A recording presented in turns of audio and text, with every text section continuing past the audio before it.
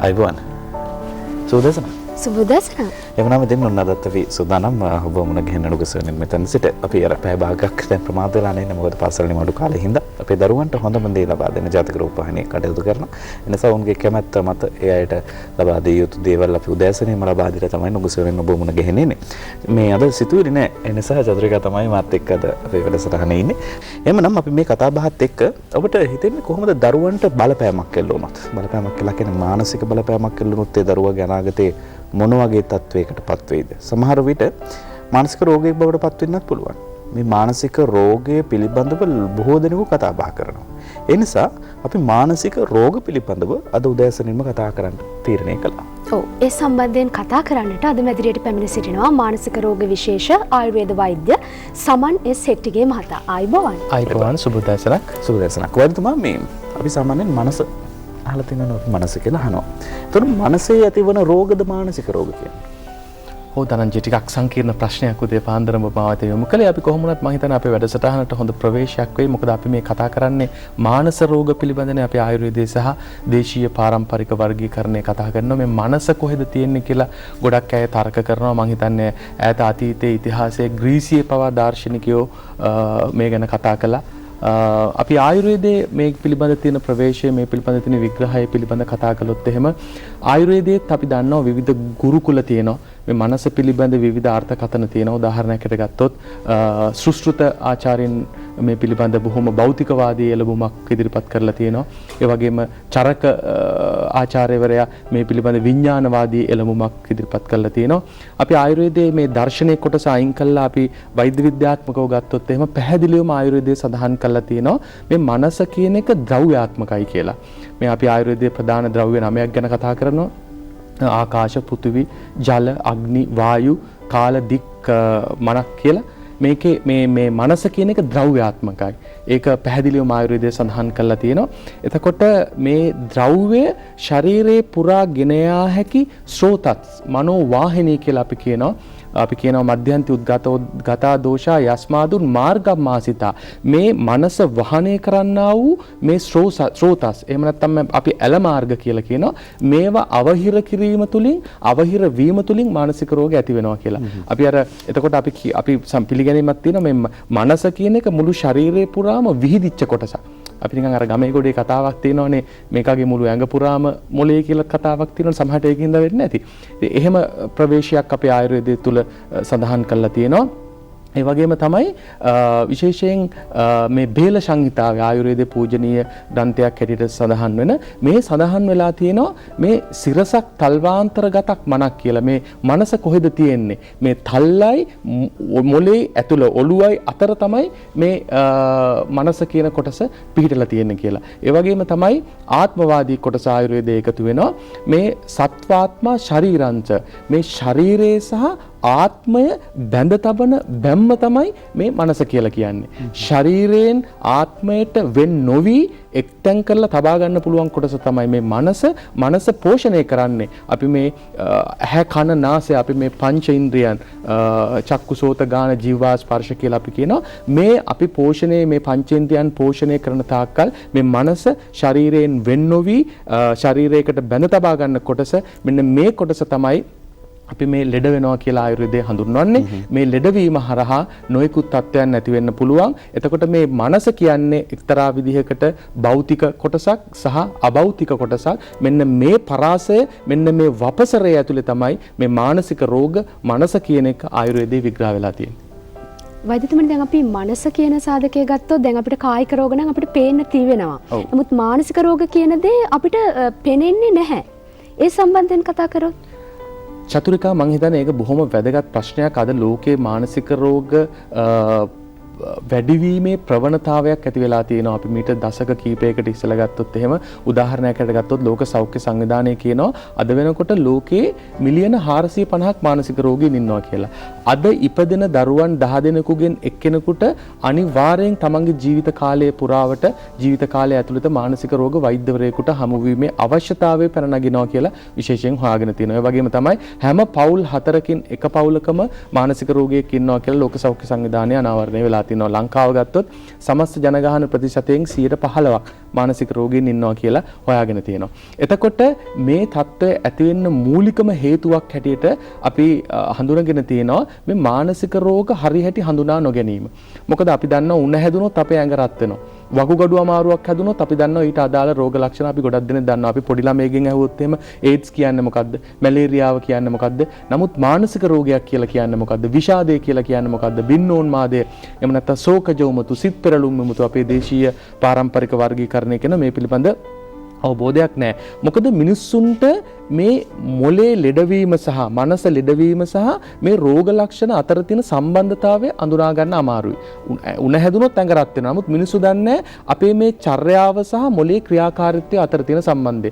දැන් උදාහරණයක් හරියට කිව්වොත් එහෙම ළමයෙක් එකපාරට ඉස්කෝලේ හොඳට වැඩ කරගෙන ගිය ළමයෙක් ඉන්නවා. මේ ළමයා ටික කාලෙක ඉඳලා කියනවා මට දැන් ඉස්කෝලේ යන්න කම්මැලි, මට දැන් පාඩම් කරන්න බෑ, මට බොහොම කම්මැලිකමක් දැනෙනවා, උදාසීන ගතියක් දැනෙනවා, මට ඉස්කෝලේ රැස්වීම ඉස්සරහා ගිහලා කතා කරන්න බෑ, පන්තියේ ගුරුවරුන්ට මට කතා කරන්න බෑ, මගේ ඉදිරිපත් වීමේ හැකියාව දැන් ගොඩක් අඩාල වෙලා ඉස්කෝලේ යන එක නවතිනවා, විභාගවලට හොඳට ලකුණු ගත්ත කෙනාලා දැන් සමහරලාවට කෙනෙකුට මේ පිළිබඳ අවබෝධයක් නැතිවීම නිසා සමහරට දෙමව්පියෝනුත් වැරදි දේවල් වලට සමහරලාට යොමු වෙන්න පටන් ගන්නවා. මොකද මනසේ ක්‍රියාකාරීත්වය සහ පුද්ගලයාගේ චර්යාව behavior කියලා අපි කියනවා මේ දෙක අතර තියෙන සම්බන්ධතාවය. දැන් සමහරවිට අපි අපේ වෙදකමේ අපි ශෝකජ උමතුව එහෙම නැත්නම් සිත් පෙරළුම් උමතුව කියලා කියනවා, විෂාදය කියලා අපි නවීන වෛද්‍ය විද්‍යාව හඳුන්වනවා. මේ රෝගයේ රෝග ලක්ෂණත් එක්ක අර පුද්ගලයාගේ තිබිච්ච උනන්දුව, ඕනකම, සුබවාදී සිතුවිලි, ආකල්ප වෙනස් වීමෙන් මේ රෝගයක් ඇති වෙන්න පුළුවන්. අපිට එදිනෙදා ජීවිතේ වැඩ කටයුතු වලට අභියෝග වලට මුහුණ දීමේ නොහැකියාවක් ඇති වෙන්න පුළුවන්, කලකිරීමක් ඇති වෙන්න පුළුවන්, දුකක් ඇති වෙන්න පුළුවන්. සමහරවිට ඉතින් අම්මලා තාත්තලා පුළුවන් තරම් අර ළමයාට තඩි බානවා. බැනුම් අහන්න සිද්ධ වෙනවා. පන්ති රටේ තියෙන පන්ති වල. නමුත් ඔයදම දැන් එතකොට මේ මානසික රෝග ඇති වෙන්න වයස් සීමාව බලපාන්නේ නැද්ද? ඇත්තටම මානසික රෝගයක් වැළඳෙන්න ධනංජය වයස් ભેද, ලිංග ભેද, ආගම් ભેද, කුලමද කිසිවක් අඩංගු වෙන්නේ නැහැ. අපි ඕනම කෙනෙකුට වයස්ගත පුද්ගලයෙකුට, තරුණ කෙනෙකුට, මැදි වයසේ පුද්ගලයෙකුට මානසික රෝගයක් හැදෙන්න පුළුවන්. නමුත් සමහර මානසික රෝග තියෙනවා ඒ වයස් කාණ්ඩවලට වැළඳීමේ ප්‍රවණතාවය ඉහළ තත්ත්වයක තියෙනවා අනිත් වයස් කාණ්ඩ වලට වැඩි. උදාහරණයකට ගත්තොත් අපි අද කතා කරන සමාජයේ තියෙන බහුලම මානසික රෝගයක් තමයි විෂාදය. නැත්නම් අපි ડિප්‍රෙෂන් කියලා කියනවා, මානසික ආතතිය කියලා කියනවා. මේ මානසික රෝගය පිරිමින්ට සාපේක්ෂකව කාන්තාවන්ට වැළඳීමේ ප්‍රවණතාවය වැඩි කියලා අනාවරණය වෙලා තිනවා. පිරිමින් 10 දෙනෙකුගෙන් මේ රෝගය එක්කෙනෙකුට වැළඳෙනකොට කාන්තාවන් 6 දෙනෙකුගෙන් එක්කෙනෙකුට තමයි මේ රෝගය හැදෙන්නේ. ඒ වගේම තමයි භාවික උන්මාදය කියලා අපි මානසික රෝගයක් ගැන අපි කතා කරනවා. අපි සිත් පෙරළුම් මන්තය, හැඬුම් මන්තේ, සිනාසුම් මන්තේ කියලා අපේ පාරම්පරික වෙදකමේ අපි කතා කරනවා. මේ රෝගය අවුරුදු 15 35 අතර වයස් කාණ්ඩවලට තරුණ වියයට වැළඳීමේ අවදානමක් තියෙනවා කියලා විශේෂයෙන් දත්තවලින් අනාවරණය වෙලා තිනවා. ඒ වගේම අපි දන්නවා සෛල පරිහානියට පත්වීමේ රෝගය, වයස්ගත වීමේදී මේ මතකය අඩුවීමේ රෝග ලක්ෂණ සහිත ඇතිවන්නා වූ අපි ඩිමෙන්ෂියා කියලා ඉංග්‍රීසියෙන් කියනවා. අපේ වෙදකමේ සෛල පරිහානියට පත්වීමේ රෝගය කියලා කියනවා. ඒ රෝගය අවුරුදු 40න් 50න් පස්සේ ආයට තමයි හැදෙන්න පුළුවන්. ඉතින් ඒකින්ද සමහර මානසික රෝග තියෙනවා. ඒවා යම් වයස් කාණ්ඩ වලට වැළඳීමේ ප්‍රවණතාවය අවදානම වැඩි. නමුත් ඕනම කෙනෙකුට ජීවිතේ ඔබ මා ඇතුළු ඕනම කෙනෙකුට මානසික රෝගයක් හැදෙන්න පුළුවන්. වෛද්‍යතුමනි, දැන් අපි මේ මානසික රෝග ගැන කතා කරනකොට මේ රෝගය හඳුනා ගැනීමේ කාල සීමාව බලපානවද අපි රෝගියාට ප්‍රතිකාර කිරීමේ? පැහැදිලිවම. මොකද දැන් නවීන දත්ත ගැන කතා කළොත් ඒගොල්ලෝ කියනවා මානසික රෝගයක් පිටට දැනෙන්න පටන් ගන්නකොට මොලේ තියෙන සෛල වලින් වැඩි ප්‍රමාණයක් 40ක් 50ක් විතර විනාශයට පත් වෙලා කියලා, රෝගී තත්ත්වයට පත් වෙලා කියලා. ඉතින් මානසික රෝගයක් හඳුනා ගැනීම මම හිතන්නේ ගොඩක් දුරට වැදගත් වෙනවා. මම හිතන්නේ අපි මම හිතන්නේ ඔබලා මාධ්‍ය හැටියට කල යුත්තේයි ප්‍රජාව දැනුවත් කිරීම. මොකද අද මානසික රෝග කියන එක හුදු ජීව විද්‍යාත්මක, වෛද්‍ය විද්‍යාත්මක ප්‍රශ්නයක් විතරක් නෙමෙයි. මේක ලෝකයේ සමාජීය ගැටලුවක් වෙලා තියෙනවා. මොකද සමාජයේ විවිධ පුද්ගලයන්ට මේ මානසික රෝග වැළඳීම නිසා ඔවුන්ගෙන් ලැබිය යුතු ඵලදායීතාවය සමාජයට නොලැබී යාමේ කොටස් ප්‍රශ්නයක් අද ලෝකේ මතුවලා තියෙනවා. ඉතින් මානසික රෝගයක් අපිට මුල අවස්ථාවේ හඳුනා ගන්න පුළුවන් නම්, මෙහි රෝග ලක්ෂණ පිළිබඳ සමාජයට දැනුමක්, අවබෝධයක් තියෙනවා නම් වෛද්‍යවරයෙක් ළඟට මුල අවස්ථාවේම අරන් ගියාට පස්සේ මම හිතන්නේ බොහොමයක් මානසික රෝග අපිට යථා තත්ත්වයට පත් කරගන්න පුළුවන්. ඔයතුමා දැන් අපි ඔක්කොමලා වෛද්‍යවරු නෙවෙයිනේ. අපිට ඕක පැහැදිලිව තේරුම් බේරුම් කරගන්න බෑ. මොකද දැන් මානසික රෝගයක් තියෙනවා නම් ඉස්සලාම දැන් ළඟ ඉන්න අය නෝක දැනගන්න නැත්තේ. දැන් වෛද්‍යතුමා මම අපි දෙන්න යාළුවෝ හැටියට ආශ්‍රය කරනවා නම් එහෙම නැත්නම් ගෙදර කෙනෙක් හැටියට ආශ්‍රය කරනවා නම් මේ අය තමයි ගෙදර අය යාළුවෝ තමයි මුලින්ම මේ තත්ත්වය හඳුනා ගන්න ඕනේ. මොනවද මේ හඳුනා ගන්න පුළුවන් වෙන පූර්ව ලක්ෂණ තියෙනවද මොනවා හරි අපි වෛද්‍යවරයෙක් වෙතට මෙයා දැන් යොමු කළොත් හොඳයි කියන අවසානයේට ගියාට පස්සේ ඊට පෙර ආතු අපිට කරගන්න තියෙනවා නම් මේ ප්‍රශ්න විසඳ ගන්න පුළුවන් නේ. ඔව් ධනංජය පැහැදිලිවම අපි මෙහෙම කිව්වොත් එහෙම ඒක මානසික රෝගයක් කියන්නේ අපි අර මුලින් සඳහන් කළා මොලේ ඇති වෙන රෝගී තත්ත්වයක්. අපි කියනවා සිත් තුළ හටගෙනෙන මනුසිත පෙරළමින උත්තම ගුණ නැසන රළු බව වඩවමින පිත්සෙම් වාත උඩුකුරු වී මත් කෙරෙන සත්නට උමතු රෝගයේ මෙලෙස වැළඳෙන. මෙන්න මේ විදිහට තමයි මානසික රෝගයක් හැදෙනවා කියලා කියන්නේ සිත් තුළ හටගෙනෙන මනුසිත පෙරළමින. මේක මේ මොලේ අපි කියනවා සත්ත්ව රජස් තමස් කියලා ඒ දෝෂ තත්ත්වයන්ගේ අසමතුලිතතාවයක් නිසා මේ රෝගය ඇති වෙනවා. මේ තත්ත්වය ඇති වුණාට පස්සේ මුලින්ම අපිට වෙන දේ තමයි අපේ සිතුම් පැතුම් වල වෙනසක් ඇති වෙනවා. අපේ හැඟීම් වල වෙනසක් ඇති වෙනවා. අපේ සංවේදනයේ වෙනසක් ඇති වෙනවා. මේ ප්‍රධාන කාරණා තුන තමයි විශේෂයෙන් මානසික රෝගයේදී ඇති වෙන. එතකොට මොකද්ද අපේ සිතුම් පැතුම් වල ඇති වෙන වෙනස? ධනංජයට අද නිරෝගී කෙනෙක් වෙලා ඉන්නකොට හිතන දේවල් නෙමෙයි රෝගී මානසික රෝගයක් ඇති වුනහම හිතෙන්න පටන් ගත්තේ. හිතෙන්න පටන් ගන්නෙ. විශේෂයෙන් බය ඇති වෙනවා, සැක ඇති වෙනවා. දැන් ධනංජයට හිතෙනවා නම් මේ කැමරාව දිහා බලාගෙන ඉන්නකොට මේ කැමරාව තමන් වෙත අමෝරාගෙන සිටින කාලතුවක්කුවක් කියලා. හරි ධනංජයට මේක දිහා බලන්න බෑ. බලන්න හිතට නිදහසක් නැහැ. බයක් ඇති වෙනවා. එතකොට ධනංජයට කෙනෙකුගේ මූණ බල්ලා කතා කරන්න බෑ. ඒ මම මේ කියන්නේ සාමාන්‍යයෙන් මානසික රෝගවල රෝග ලක්ෂණ. එතකොට ඔවුන් කියනවා සමාජයේ කුමන්ත්‍රණයක් තියෙනවා. මාව මරා දමන්න කුමන්ත්‍රණයක් තියෙනවා. මාව විනාශ කරන්න කුමන්ත්‍රණයක් තියෙනවා. මට වසවිස දෙන්න කවුරු හරි උත්සාහ කරනවා. මෙන්න මේවා තමයි සිතුම් පැතුම් වල. ඒ වගේම තමයි Tamanට අපි කියන මේ අභිමාන මෝහ කියලා. Taman මෙලෝ සිටින සුපිරි සුවිශේෂී පුද්ගලයෙක් කියලා Tamanට හිතෙන්න පටන් ගන්නවා. ඒ අවස්ථාවේ Taman විවිධ නොගැලපෙන දේවල් කරන්න යනවා. ලොකු දේවල් කරන්න ගිහිල්ලා අතරමං වෙනවා. සමහරට සල්ලි වැඩිපුර වේදම් කරන්න පුළුවන් ඒ අවස්ථාවේ.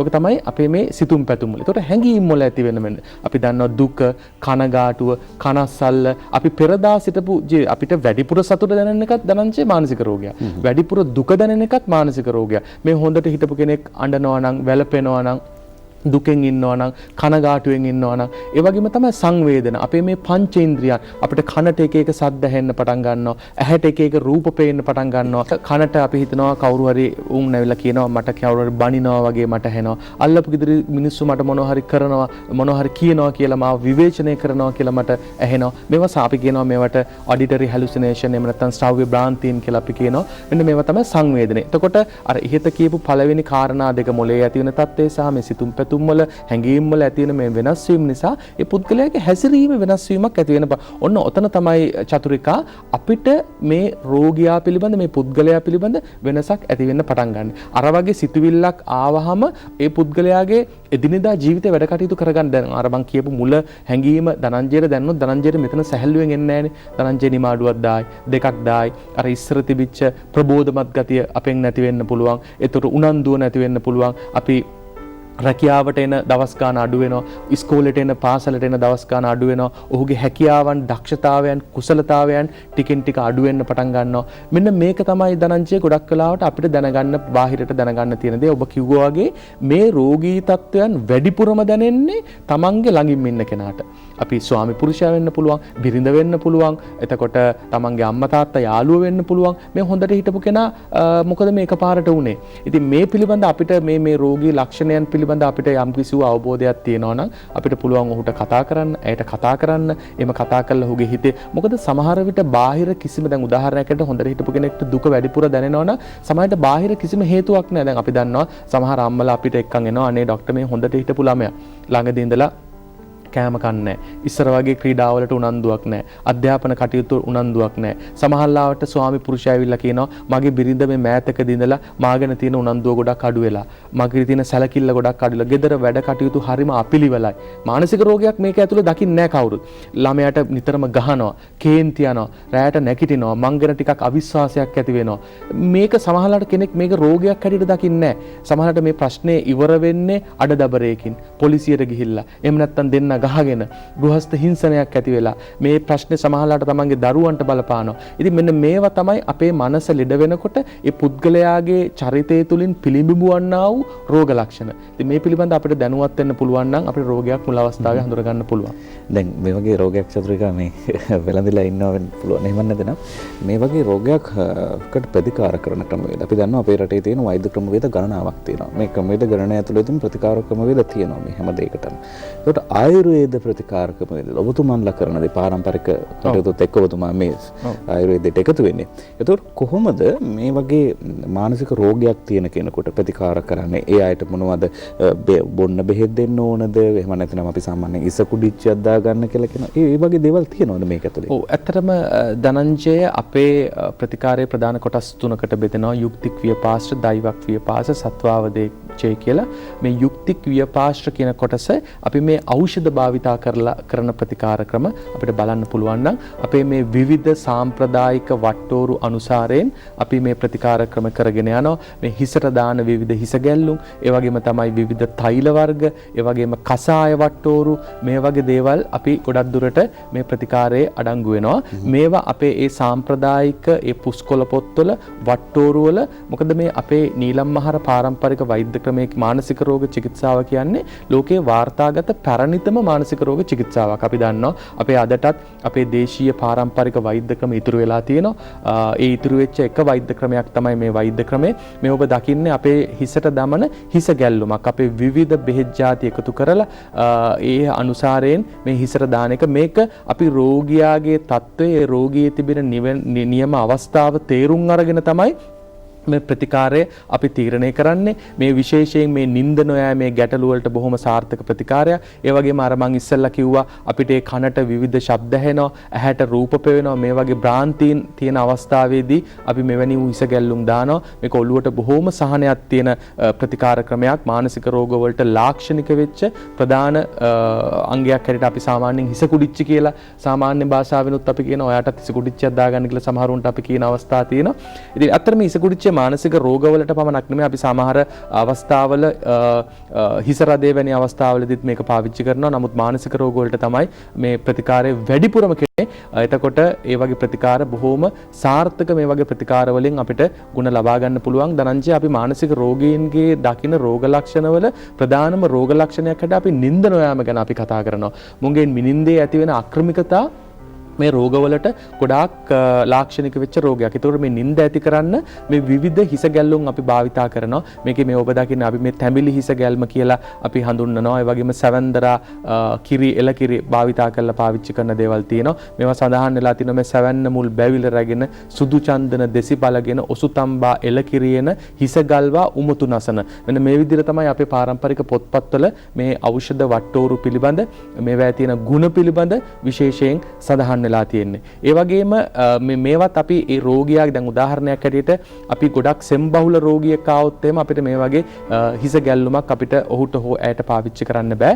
ඒ අපි නිර්ණය කරනවා වෛද්‍යවරයා විසින් මේක දාන්න ඕනේ මොන අවස්ථාවේදී කියලා. මේ ඔබ දකින්නේ අපි නස්න කියන එකත් බොහොම ප්‍රචලිත ප්‍රතිකාරයක් අපේ මේ දේශීය පාරම්පරික මානසික රෝග චිකිත්සාවේ. අපේ මේ අර ස්ලේෂ්මල මොලේට එකතු වුණා වූ ස්ලේෂ්මල ඒ මොලේ ඇහුරුණා වූ ස්ලේෂ්මල නැවත පිටතට ගන්න ප්‍රතිකාරයක් නස්න. මේ නස්නේ ප්‍රතිකාරයට පෙර කරන පූර්ව කර්මයක් තමයි ඔබ දැක්කේ. මේ විවිධ තෙල් වර්ග තියෙනවා. මේ විවිධ තෙල් වර්ග අනුසාරයෙන් අපි මේ නස්න කර්මය කරනවා. මේ ඊටාම මානසික රෝග වලට ඊටාම ප්‍රත්‍යක්ෂ ප්‍රතිකාරයක්. ඒ වගේම තමයි මේ හිස රදයට, ඉරුවරුදාවට, හිසේ ඇති වෙන විවිධ සෙම් තත්ත්වයන් වලට කෝටරක ප්‍රදාහය අපි සයිනසයිටිස් කියලා කියනවා, හෙමික්‍රේනියා කියලා කියනවා, මිග්‍රේන් කියලා කියනවා. ඒ වගේ දේවල් වලටත් මේ ප්‍රතිකාරය ඊටාම සාර්ථක ප්‍රතිකාරයක් වෙනවා. මේ ඔබ දකින්නේ ඒ නස්නේ. මේකටත් අපි විවිධ තෙල් වර්ග, මව්කිරි, විවිධ ඖෂධ මිශ්‍රණ අපි පාවිච්චි කරනවා. ඒ හරහත් අපිට මේ මානසික රෝග වලදී ඇති වෙන විවිධ රෝග ලක්ෂණ අපිට නැති කරන්න පුළුවන්. මේ තෛලබ්බ්‍යංගය කියන කොටස මේ ඔබ දකින්නේ. ඉතින් මේ වගේ පාරම්පරික ප්‍රතිකාර ක්‍රම රාශියක් අපි අදත් ඒ විදිහටම අපි කරගෙන යනවා අපේ ප්‍රතිකාර. දැන් ඔබතුමන් මේ පාරම්පරිකව එන වෛද්‍යවරයෙක්නේ, හත්වෙනි පරම්පරාවේ වෛද්‍යවරයෙක්. නිරම්මහර පරම්පරාවේ නේද? දැන් මේ පරම්පරාවෙන් පරම්පරාවට මේ දේවල් රැගෙන එද්දී තව අලුත් දේවල් ඔබතුමන්ලා වර්තමානයේ උට ඉගෙන ගන්නවා. මේ දේවල් එක්ක අපේ රටේ මිනිස්සු ගොඩක් දෙනෙක් බලාපොරොත්තු වෙන මේ අපිට ඉක්මනින් ප්‍රතිඵල ලබා ගන්න පුළුවන් එකට තමයි අපි යොමු වෙන්න අවශ්‍යයි. එහෙම කියලා සමහර අය කියනවා. දැන් මේ වගේ මානසික රෝගයකට ප්‍රතිකාර ගන්න යනකොට සමහර අය අහනවා දැන් ඔය ලෙඩේට කොච්චර කාලෙකින් ඔතෙන්ට ගියොත් බේතරගෙන හොඳ වෙන්න පුළුවන්ද? එහෙමනේ සාමාන්‍යයෙන් ඔය ගණනය කිරීම කරනවනේ. දැන් ඕක ප්‍රමාදුනොත් කියනවා එතන හරි නෑ. එහෙම කියලා තමයි කියන්නේ. මේකට තියෙනවද කාලයක්? මට කෙටි පිළිතුරක් දෙන්න පුතුමා. මෙහෙමයි ධනංජය, අවංකවම අපිට මානසික රෝගයකට ප්‍රතිකාර කරනකොට අපිට හරියටම කාලයක් නිර්ණය කරන්න බෑ. අපි දන්නවා මේකට සනීප කරන්න පුළුවන් සහ ඒ රෝගයේ තිබෙන තීව්‍රතාවය අනුව වෙනස් වෙනවා. අපිට මුලින් මානසික රෝගයක් හමුනොත් බොහොම කෙටි කාලයක් ඇතුළත අපේ ප්‍රතිකාර හරහා ඒක සුවපත් කරන්න පුළුවන්. නමුත් රෝගේ නිදන්ගත වෙච්ච තත්ත්වයකදී අපිට හම්බ වෙනවා නම් මම දැන් කාලයක් ප්‍රතිකාර කරන්න සිද්ධ වෙනවා. විශේෂයෙන් වෙනත් වෛද්‍ය ක්‍රමයක් මත යැපිලා හිටපු කෙනෙක් නම් අපිට ක්‍රමානුකූලව අපේ ප්‍රතිකාර ක්‍රමය යොදලා ඒ හරහා අපිට ප්‍රතිකාරය සනීප කරන්න වෙනවා. සහ වැදගත්ම පණිවිඩය තමයි ධනංජය මේ මානසික රෝගීන් පිළිබඳ සමාජයේ තියෙන ආකල්පය. මොකද අපි හිතනවා මේ මානසික රෝගීන් නිකන් ලාදුරු රෝගීන් හැටියට අපි බලන්න පුරුදු අයින් කරන්න ඕනේ කියලා. ඇත්තටම එහෙම දෙයක් නෑ. මම හිතන්නේ මේ පණිවිඩෙත් අපිට අවසාන වශයෙන් හැමෝටම දෙන්න ඕනේ. මොකද මම මේ විශේෂයෙන් ගෙනාවා මම ඊයේ මට මේ එක රෝගියෙක් අපේ රෝහලේ ප්‍රතිකාර කරන රෝගියෙක් මේක කරලා දීලා තියෙන්නේ. මේ බොහොම ලස්සනට මේ නිර්මාණය කළා තියෙනවා. ඇය අපේ රෝහලට මීට සති 3කට පමණ ඉස්සෙල්ලා ඇතුළත් වෙච්ච රෝගියෙක්, කාන්තාවක්, අවුරුදු 28ක් පමණ විතර ඇති. ඇයගේ හැකියාවන් ගොඩාක් දුරට අඩාල වෙලා තිබුණා. නමුත් මේ වගේ බොහොම සාර්ථක ප්‍රතිපාර නිර්මාණ පවා ඇයට කරන්න පුළුවන් තත්ත්වයට ඇයපත් වෙලා ඉන්නවා. හොඳයි. එහෙමනම් මෙරින් ඔන්න ඔබට ඉතා වැදගත් කතා බහක් එක්ක එකතු වෙන්න අවස්ථාව ලැබුණා. පත්‍රිකා දැන් ඔන්න අපේ සියලු දෙනාට පුළුවන්කමක් තිබුණා මේ ගැන ටිකක් දැනුවත් වෙලා තියෙන ක්‍රමාර්ග ගන්නනේ. ඔව් මේ වගේ සාකච්ඡාවක් මම හිතන්නේ එක දවසකට අපිට සීමා කරන්න බෑ. අපි නැවත වතාවක් ඔබතුමන් සමගින් වෙනත් දවසක කතා කිරීමේ බලාපොරොත්තු වෙන අදට සමුදෙනවා. මේ සම්බන්ධයෙන් අපිත් සමග කතා කරේ මානසික රෝග විශේෂ ආයුර්වේද වෛද්‍ය සමන්‍ය සෙට්ටිගේ මහතා. බෙහෙවින්ම ස්තුතියි. අයබෝවන්.